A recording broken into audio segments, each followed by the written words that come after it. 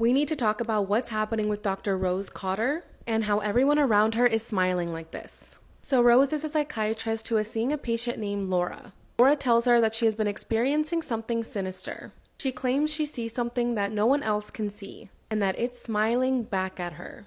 As she is saying this, she looks up at Rose and begins to freak out. She falls back on her chair and ends up shattering a vase that was on the coffee table.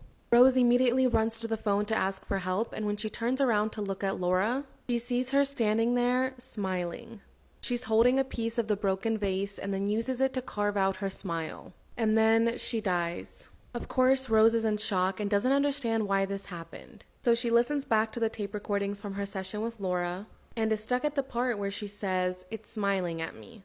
Rose is wondering who was smiling at Laura.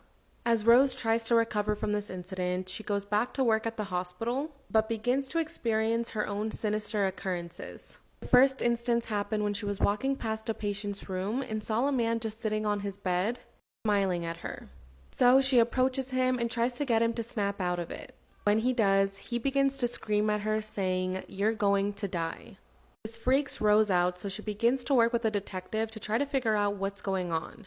This detective says that he found 20 cases involving 19 victims who all experienced the same thing, someone smiling at them. And each person only made it a week before dying. Now it's been 4 days since Rose's patient died. So this means that she only has a few days left to figure this out and escape this new horrifying reality before she's next. If you want to see what happens next, you can watch Smile in theaters on September 30th.